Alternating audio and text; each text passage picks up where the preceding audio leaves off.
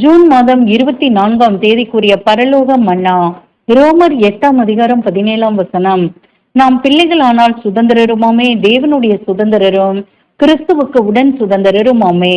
கிறிஸ்துவுடனே கூட நாம் மகிமைப்படும்படிக்கு அவருடனே கூட பாடுபட்டால் அப்படியாகும்.